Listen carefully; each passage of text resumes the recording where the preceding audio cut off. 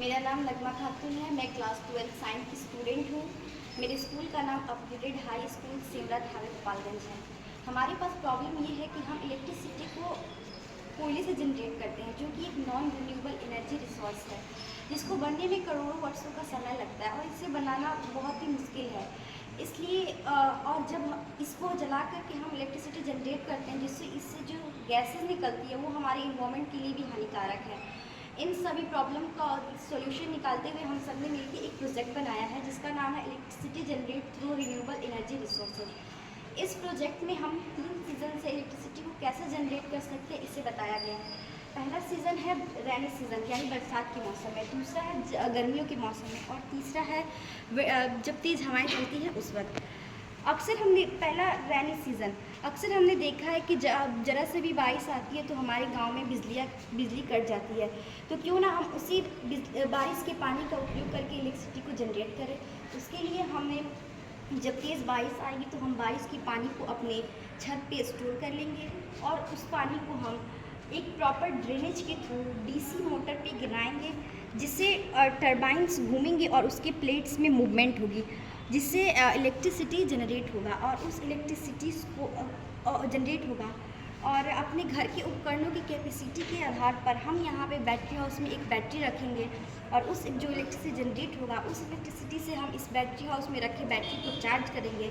और जब हमारे घर में लाइट्स नहीं होती है उस वक्त हम इलेक्ट्रिसिटी का उपयोग करके अपने घर के काम जैसे बल्ब जलाना, पंखे चलाना, वॉशिंग मशीन में कपड़े धोना, फ़ोन चार्ज करना इत्यादि कर सकते हैं।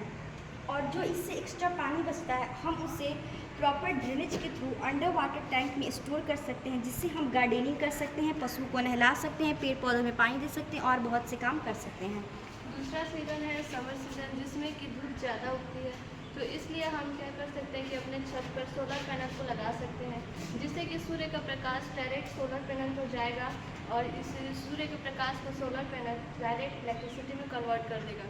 इसका उपयोग हम पूरे साल दिन के वक्त कर सकते हैं और इसके द्वारा उत्पन्न किए गए इलेक्ट्रिसिटी को हम बैटरी हाउस में बैटरी को चार्ज कर सकते हैं और स्टोर करके, और जब हमारे घर की बिजली चली जाती है तो हम उस बैटरी हाउस में स्टोर बिजली को अपने घर के छोटे मोटे उपकरणों जैसे कि पंखा चलाना, मोबाइल चार्ज करना और बल्ब जलाने के लिए छोटे मोटे कामों के लिए उपयोग कर सकते हैं। तीसरा स्टेप है विंडमिल से इलेक्ट्रिसिटी जनरेट करना। जब तेज़ हवाएं चलने की वजह से विंडमिल की जो चक्कियाँ हैं वो घूमती है, इसमें जो घूमती है इससे इलेक्ट्रिसिटी जनरेट होता है। इसमें लगे डीसी मोटर के प्लेट्स भी चक्कियाँ से प्लेट्स भी घूमते हैं और इसमें जो इलेक्ट्रिसिटी जनरेट होता है उसे हम बैटरी हाउस में स्टोर करके बैटरी को चार्ज कर सकते हैं, जिससे इलेक्ट्रिसिटी जो जनरेट हुआ रहता है उसे हम अपने घरों में छोटे मोटे काम कर सकते हैं, जैसे फ्रिज चलाना, कूलर चलाना, वॉशिंग मशीन चलाना। यहाँ पे एक और टेक्नोलॉजी काम करती है जिसका नाम है ऑन ग्रिड और ऑफ ग्रिड।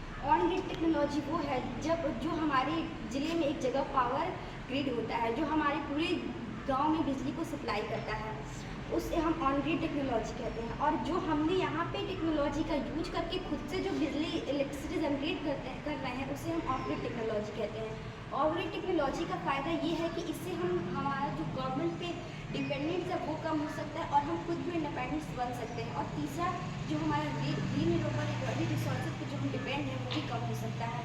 और बदले में जो हम एक्स्ट्रा इलेक्ट्रिसिटी जो रखते हैं उसको हम पावर ग्रिड को दे देंगे, जिससे वो बदले में हमें सरकारी लाभ हो सकता है। Thank you.